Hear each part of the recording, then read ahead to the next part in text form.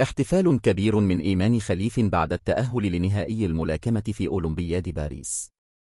عاشت الجزائرية إيمان خليف فرحة عارمة بعد التأهل للمباراة النهائية لمنافسات الملاكمة للسيدات لوزن أقل من 66 كيلوغراما مساء اليوم الثلاثاء.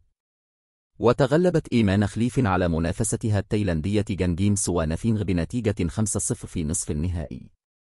وأظهرت إيمان خليف فرحتها بعد الفوز على حساب منافستها التايلاندية باحتفال راقص عقب نهاية المباراة. وضمن الملاكمة الجزائرية الحصول على ميدالية أولمبية بعدما تأهلت إلى نصف النهائي. ونالت إيمان خليف دعما جماهيريا كبيرا من جانب مشجعي الجزائر في صالة رولان غاروس التي استضافت النزال. واحتفل العشرات أمام منزل عائلة إيمان خليف في الجزائر وسط أجواء مميزة بعد المباراة التي نالت متابعة كبيرة. وبدأت إيمان خليف مشوارها في أولمبياد باريس بالتغلب على الإيطالية أنجيلا كاريني التي انسحبت من المواجهة.